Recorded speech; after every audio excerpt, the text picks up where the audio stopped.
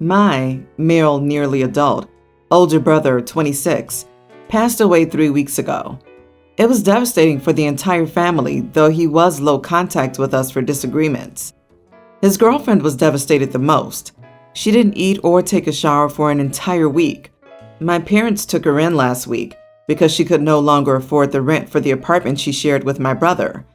Here's the situation. I think this took place a month ago. Brother confided in me his problems with his girlfriend and said he planned to break up with her next month. I thought that was too much for his girlfriend, since she'd always been the one to try to work things out, but my brother had issues with their relationship. Seeing his girlfriend depressed to the point of losing weight and hearing her break down crying multiple times a day, I decided to sit down and tell her what my brother was planning on doing. I didn't just dish it out on her. I just told her what he told me, but she reacted in a very negative way.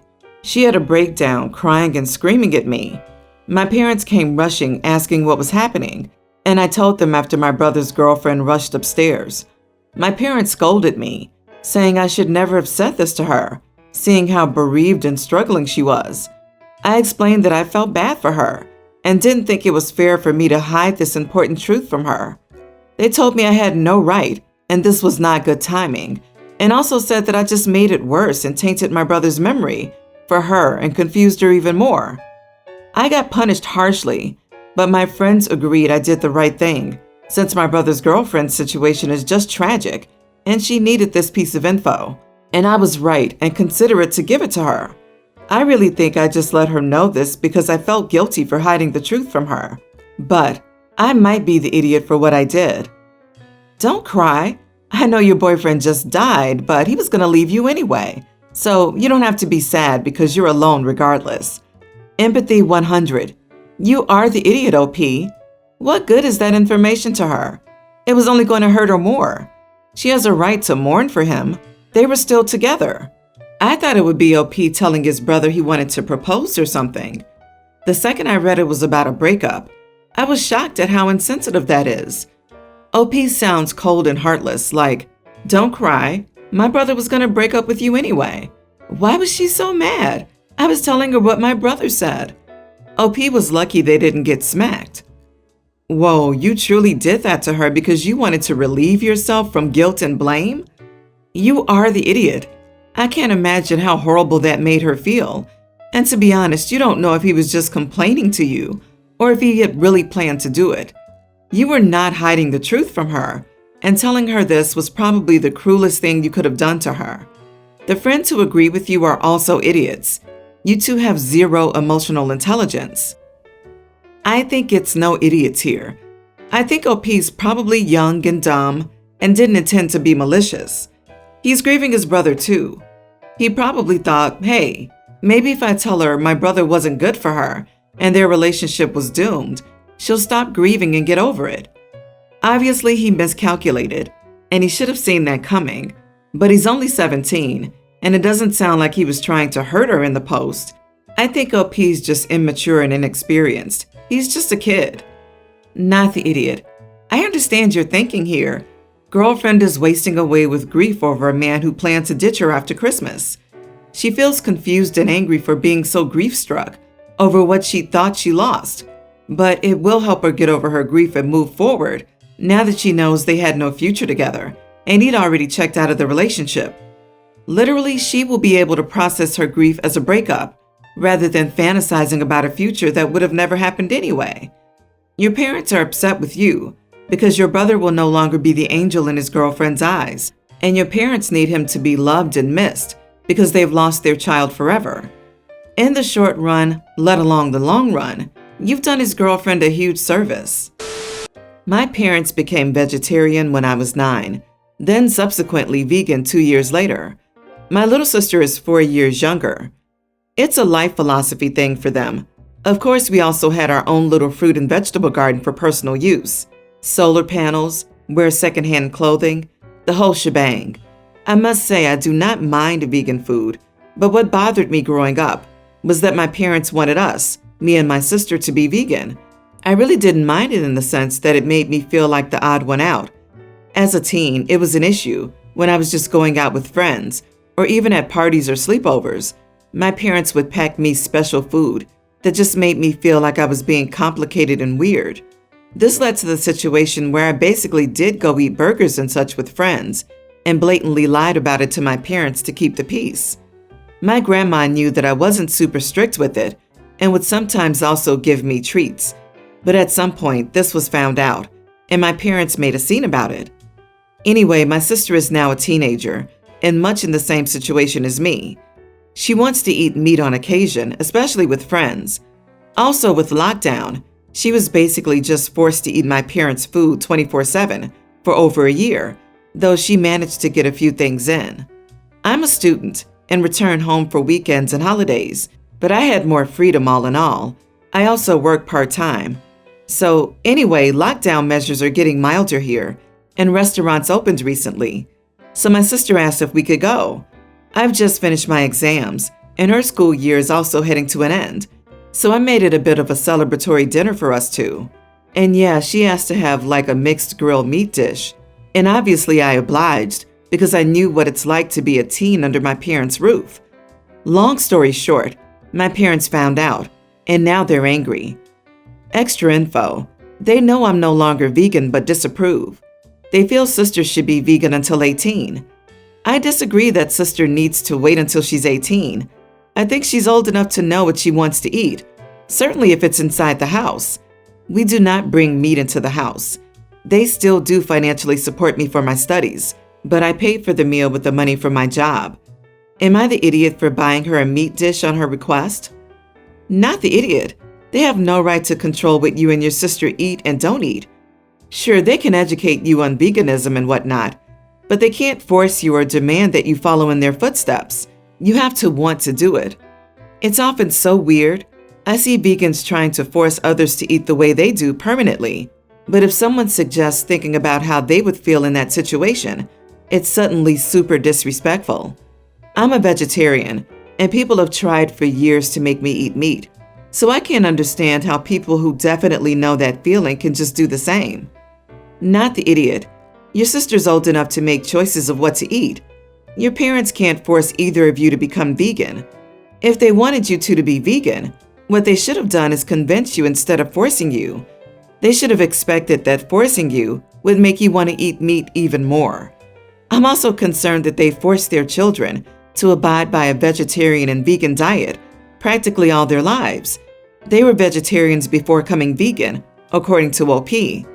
It's great to want to be eco-friendly and progressive, but kids need a fully balanced diet while growing up. Many studies find that there are several medical downsides for children who were strictly on vegan and/or vegetarian diets.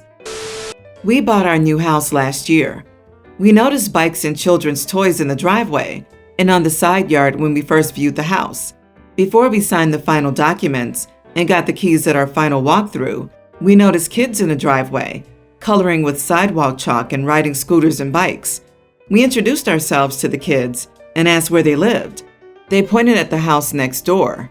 After the walkthrough, my SO and I went to the house the kids pointed out, introduced ourselves to the parents, and let them know we were buying the house and moving in. We also mentioned that it was not safe to have the kids in the driveway, with the trucks coming in and us moving things in and out. All was fine when we moved in. The kids didn't play in the driveway, but they were still leaving toys and digging in the side yard. So we went over and asked the neighbors to please have the kids clean up the toys and stop digging in the yard. The mother said that Mr. and Mrs. X, previous owners, always let the kids try and search for fossils in the yard, and laughed. We said that we were not Mr. and Mrs. X and didn't want the kids digging or playing in our yard. Then they started up with the bikes in the driveway again. We had cameras facing the front of the house and saw that they would ride in the driveway and the yard, and they were also starting to draw again with the chalk. We went over to the neighbor's house and let them know that we did not want the kids playing in our driveway, our yard, or drawing on it with chalk. The neighbor again said that Mr. and Mrs. X always let them do it. And again, we explained that we were not Mr. and Mrs. X, and we did not want them to do this. We also followed this up with a letter to the neighbors and informed them that the kids were not allowed to play, dig, or draw on our property, and sent it certified mail. Fast forward to Sunday. My SO is in the house and I'm cutting wood for some projects in the garage. I pulled my truck out of the garage so I could work. About 20 minutes in, I heard the neighbor's kid laughing in the driveway, so I went out to see what they were doing. They were riding bikes on the driveway. I told them to please not ride their bikes on the driveway and go home. Not 5 minutes after I said that, I heard the kids again and then heard a scream. One of the kids rode his bike straight into the truck. The neighbor came out screaming at me, accusing me of causing this. The other kid told her that it wasn't true, and that kid rode right into the car. My SO came out to see what the commotion was about, and the neighbor started screaming at SO that he would regret this. Last night, the father came to our house and said that we are responsible for the medical bills from kid getting hurt. I told him we were not responsible and that his kids should not have even been in our yard. Am I the idiot for not paying the medical bills? Not the idiot, but you mentioned having cameras. Hopefully you kept that recording showing everything. If you do, I'd consider calling the non-emergency phone number for the police and ask them to come by.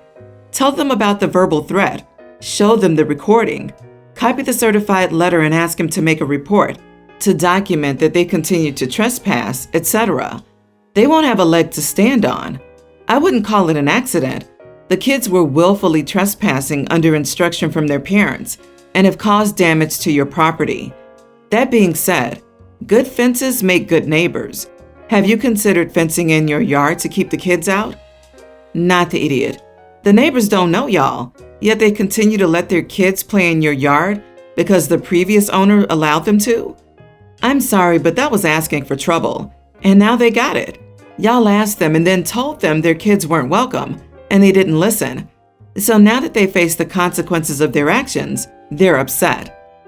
Everyone's the idiot here. You're an idiot for not letting the kids play on your drive. Although well within your rights, our whole neighborhood played in each other's gardens, and it helped form our communities. Still, you are absolutely not the idiot for refusing to pay their bills. That was their fault, and as long as you have warned them either not to play on the drive, which you did, or you let them play on the drive but warn the parents it's at their own risk, then it's their problem. Update. Am I the idiot for not paying for my neighbor's child's medical bills? My SO and I have read every comment and decided to get proactive. We viewed the camera footage from the day of the accident, and it does show me on camera telling the kids to go home and not play on the driveway. It does show the kid riding the bike on the driveway, but unfortunately, the way the truck was parked, it did not pick up the kid riding into it. It picked up the sound but no video. It did, however, pick up the other kid, telling the mom that the kid rode into the truck. SO called our homeowner's insurance company and informed them of the accident. The agent we deal with asked us to send him copies of the certified letter/receipt and the video of the incident. He says that as far as our insurance is concerned, they will fight it if they do call and try to claim. He too suggested that we go to the police, so we went there this afternoon. We took copies of the letter and video and showed them to the officer who took the report. He said that the neighbors had been fairly warned that they were not welcome on our property and asked if we wanted them trespassed. We said yes. The officer said that another patrol officer would go there this afternoon and speak with the family and let them know that they have trespassed on our property. After the police left, the father went on a profanity-laced tirade in the yard, calling myself and my SO some very choice names. Again, while there's no video, it is recorded by the camera. We will be getting new cameras that show that portion of the driveway. I'm a father of two, my son and my daughter. At the beginning of the year, my daughter was in an accident and broke her back, and she spent several months in rehab, relearning basic tasks, and strengthening her arms to do ADLs independently from a wheelchair. During this whole process, my wife and I have been nothing but supportive, visiting her every day and doing everything we can to give her the best chance at recovery. Unfortunately, this has left us with less time to support our younger son. He understands why most of our attention is currently with our daughter, and both children have been in therapy since our daughter was injured. So 2 weeks ago, our daughter finally came home, and it's definitely a bit of an adjustment for everyone to make sure she's still getting the care she needs. Our children had to switch bedrooms, as her bedroom was previously upstairs, and there have been several other changes around the house. My son has been a trooper throughout, never complaining about the room change or anything else. A week ago, he approached me and asked me if we could go hiking this weekend. We used to go on hikes as a family every Father's Day weekend, but obviously this year, we wouldn't be able to do that. I told him we could go, assuming my wife would be fine with it, considering how the past few months have been entirely focused on our daughter, so it's only fair that my son gets one day to do something he enjoys. I mentioned this to my wife, and she agrees to stay home with our daughter. So the weekend comes around, and yesterday I took my son on an 8-mile hike at a nearby state park. We had a great time, and there are no issues until we get back to the car. Then I get a call from my wife, who informs me that our daughter's in tears and that I need to get home now. My original plan was to go to dinner with my son after we finished the hike, but instead we headed straight home. As it turns out, my daughter was upset that we would do a family tradition without her. I tried to explain that we weren't trying to exclude her. I was just trying to spend some time with her brother, as he hasn't gotten much to himself lately. She didn't take this well and called both my wife and me hateful losers. We understand that she's still adjusting, so we let her know that she wouldn't be in trouble, but she still hasn't backed down. We originally planned to do a family brunch for Father's Day, but she's refused to participate. I do see why she's upset, and I understand that she's going through a lot, but I think she's overreacting and doesn't yet understand how it's been hard on her brother too. So, am I the idiot? No idiots here. Your daughter's still recovering from this trauma and is adjusting to her new life. And part of that adjustment is realizing that you can't do everything you used to do. My best friend had a similar accident a few years ago, and she had similar reactions to your daughter when she first got home. It's just a coping mechanism, and it will likely pass, so I don't think she's the idiot. Your son deserves alone time and attention, so I don't think you're the idiot for doing something he wants to do, since, as you said, he has been a trooper and really accommodating. I hope your daughter continues to have a healthy recovery. I was entirely in the no one's the idiot territory here until I read that you took your son on a previously full family activity on Father's Day weekend without telling your daughter. Come on, man. Come on. Yes, you and your wife should absolutely be spending one-on-one time with your boy. But to deliberately lie to your poor girl, that's what you did. You lied by omission, knowing full well how desperate and helpless she would feel when she found out. Come on. That part was hateful. It was hurtful and inconsiderate. Don't punish her for her mouth. Instead, humbly ask for her forgiveness for not talking with you about it beforehand, and then start planning how you're going to include her once she's healed enough to be out and about. She needs to know that she's still part of the family, and she hasn't completely lost something she loved. There are trails geared toward people with disabilities and adaptive chairs for hiking more challenging areas. Check them out. Thank goodness someone said it. Focusing on doing a fun family tradition, but with only one kid, only on Father's Day, is like saying, I enjoy being a dad to this child. If you absolutely have to do something with only one kid, then try to at least schedule some fun one-on-one time with the other.